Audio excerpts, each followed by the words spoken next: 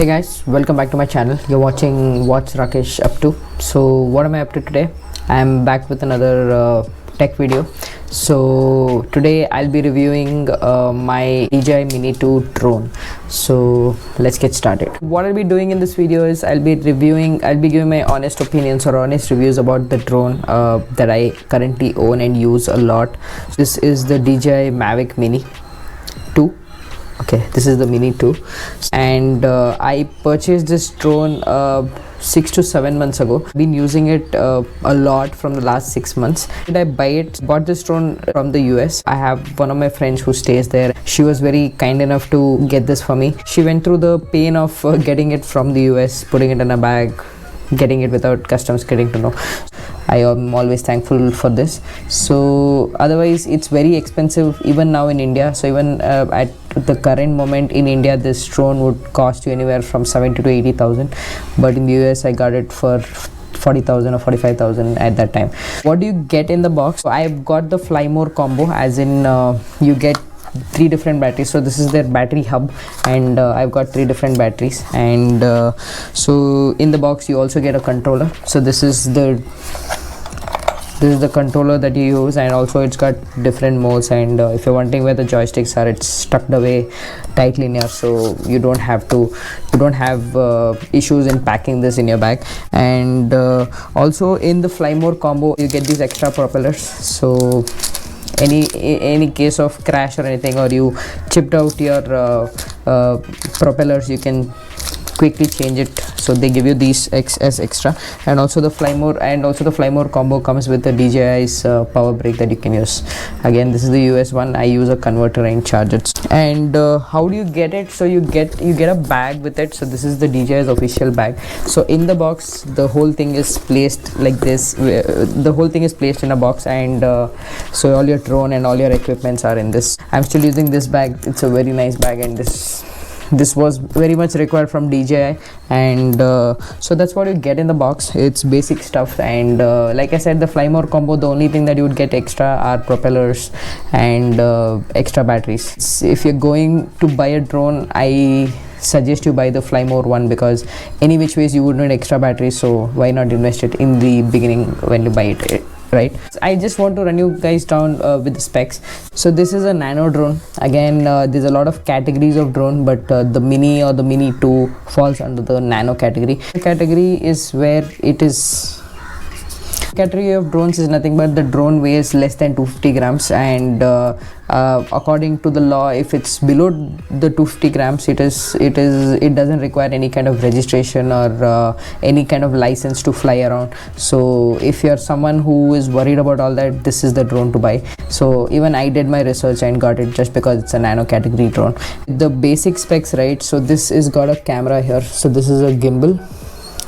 So this is the gimbal that keeps everything stable, and the camera that you see here is a 12 megapixel sensor, and it's got a 3-axis gimbal. This can shoot 4K videos, amazing 4K videos that you get. It can shoot 4K. The Mini, which came before this, only shot 2.7K. I mean, this can also shoot 2.7K, but the Mini before this only shot 2.7K. This got an upgrade to 4K 30 frames per second, and I simply love the footage that comes out of it.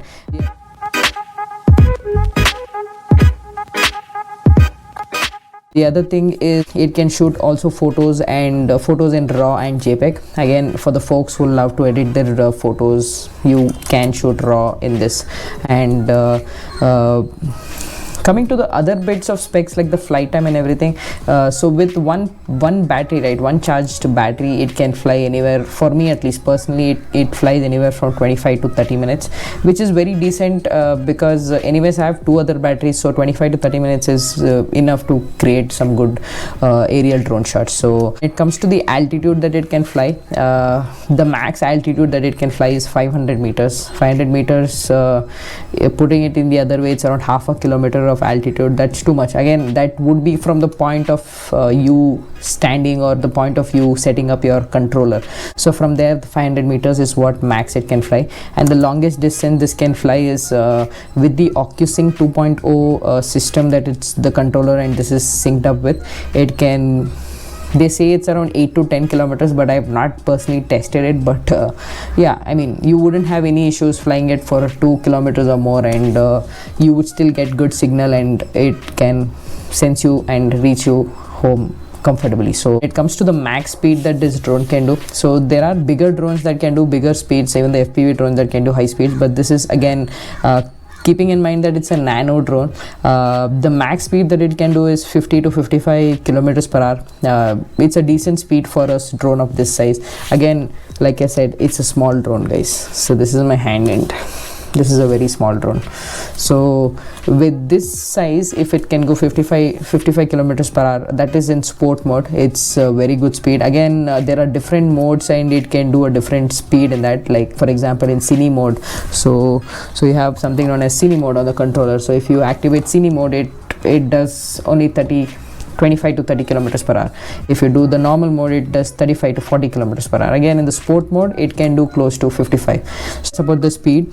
Coming to the navigation and everything, it's got the latest GPS, GLONASS, Galileo, all the navigation system that it can have, so that it's got all the geofencing that you require. I don't know if you've seen my other vlogs. If you're close to an airport, this doesn't take off. So I've already tested that. So agala idu take off antu agala if it's very close to an airport. So if you guys have that question, as in if I by mistake flight near an airport, and that won't be an issue. This will not let you take off, the navigation system that it's got. Also, this has also got a return to home function. If you have flown it quite a distance and then you want it to come back, you can just click off a button. So you have that button on the controller here. So this button, right? So if you click on it, the drone returns to the location that you took it off from. So those were the basic specs or features that it's got. So with that being said, I will get into the main review, or the main part of the video. 5 things I like and 5 things I don't like about this phone. 5 things I like about this drone.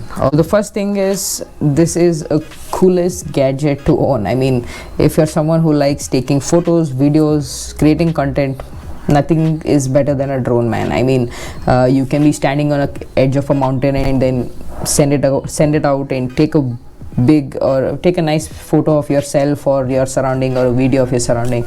I mean, that way it's a very good novelty, or a cool gadget to own, man. I mean, that's the first thing in my list. So very, very cool device to own.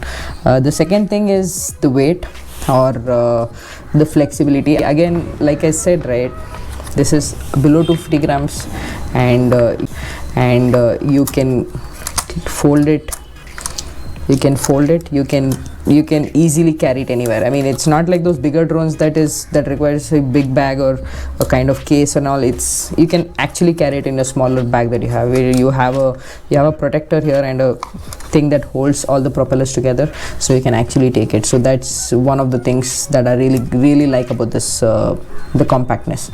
And the third thing I like about this one is the 4K recording. Like I said, this has 4K 30 frames recording capacity, and I mean, the videos are really amazing and high quality. So like I said, right, when you're out shooting a kind of landscape or scenery, you need 4K. 4K is where you get the best details, and the Mini didn't have it, but I was waiting for the Mini 2 to be launched and having 4K, and that is what DJI did, and I'm really happy that this has a 4K shooting capacity. So thumbs up to DJI. Thing I like about this drone is the flight mode and the quick shots.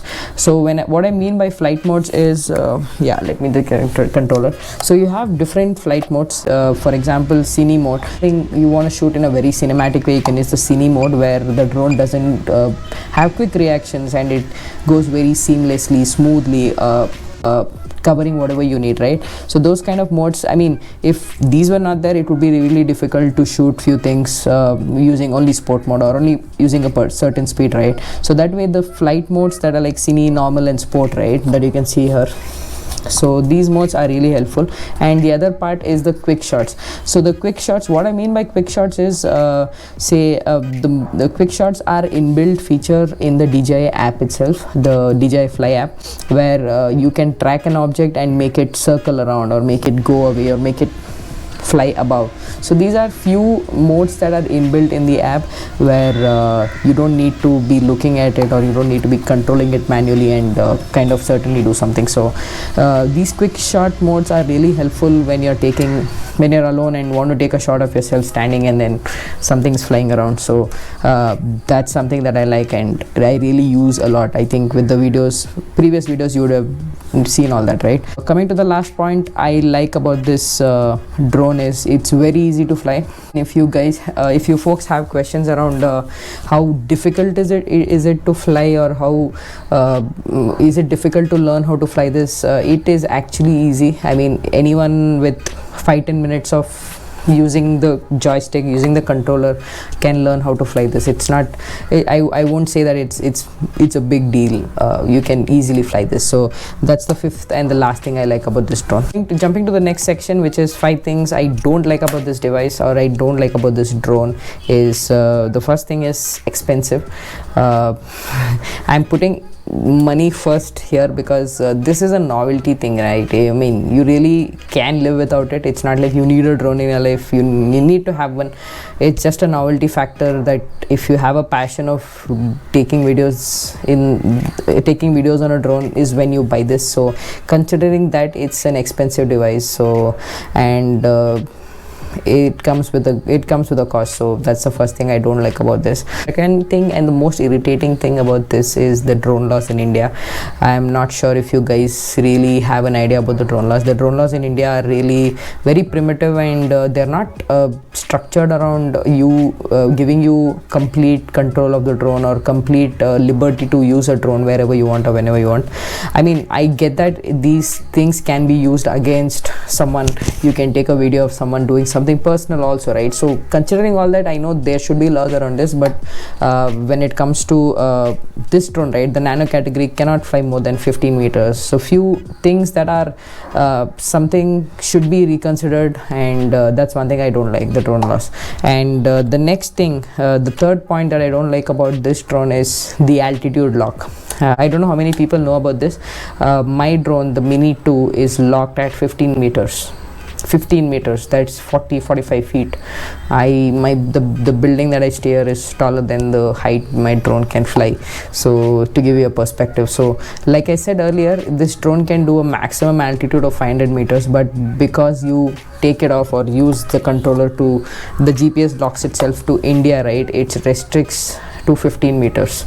15 meters is not a good thing. I mean, if you want to fly it around, so that's like a really big downside. But yeah, there are ways to hack it and remove that, and that's what I do. I mean, I usually fly my drone at 120 meters or more than that, because there is a way to hack that. But again, legally you can't fly a nano drone more than 15 meters. So if you're buying a nano drone, keep this in your mind. So you'll have to do a side dealing, and I mean, there's a hack, and you'll have to do a lot of to and fro whenever you're flying to, so that it can fly at a high altitude. So the fourth thing I don't like about this is no additional sensors. So let me go back to this device. So this device has sensors here. So there are 2 sensors that senses anything that comes and hits it from the bottom, or if it's going too close to something, it pulls itself up. So that's got a sensor only here. The bigger drones like the Air 2 or the professional drones have a sensor on the arms here. So they have sensors here, so that whenever you're flying and whenever you're close to something, it doesn't hit anything. So with this price range, right, I know it's a small drone, and having those sensors would increase the weight of it and the point of it, but again, maybe 1 or 2 sensors would have saved me a lot of money, because I've already crashed it twice. So yeah, that's the fourth thing I don't like about this device. And the fifth and final thing I don't like about the drone is the parts are very expensive, man. So like I said, or you would have seen in my vlog, right, I've crashed this drone very close to a water source, and I crashed it from 15 to 16 meters, 40 feet. So I crashed it from 40 feet.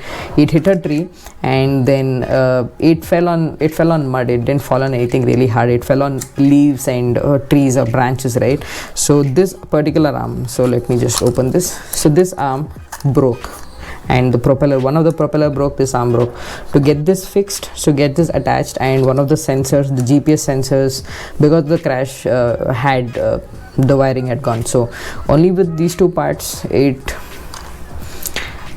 costed me anywhere between roughly cost me 15,000 to get it fixed. Again, it's not something I suggest you people to buy, because it's got added cost, man. I mean, nothing is cheap when it comes to drone. You're getting something that does something amazing, you'll have to spend that kind of money if in case anything goes wrong. So yeah, because all these parts are really expensive. So that's the fifth and the final thing I don't like about this device. That being said, the final question, idella beka? I mean, do you really need a drone?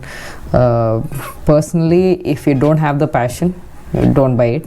And or if you have enough money and enough time to buy it, please be my guest. I won't stop you, but yeah, I mean, see, it requires a lot of practice also. So the drone shots that you see, right, for in YouTube or anything, you would have seen drone shots, right? You need a lot of time to practice. So I have put in a lot of time to practice those shots too, because the controls are really sensitive. So you need time, and you have the money, you can buy. But otherwise, it's really a waste. For the folks who want to save up and buy, I really don't suggest. So it's not really required. And even if you're aspiring to become a YouTuber or so something, it's really not that of a use, except those 1 or 2 minute clips that you can put on your video. So think and invest your money on a drone. I hope this video helps you in I hope this video helps you in making that decision. So this is the end of the video. I hope you guys liked the review of the drone, and in case you have any questions on the drone, what to do, what to buy, not to buy, all that, I mean, any kind of questions that you have for me on the drone, yeah, so leave it in the comment section below. With that being said, me and my drone says bye. You know what to do. Like, share and subscribe if you have not already. Bye until the next video.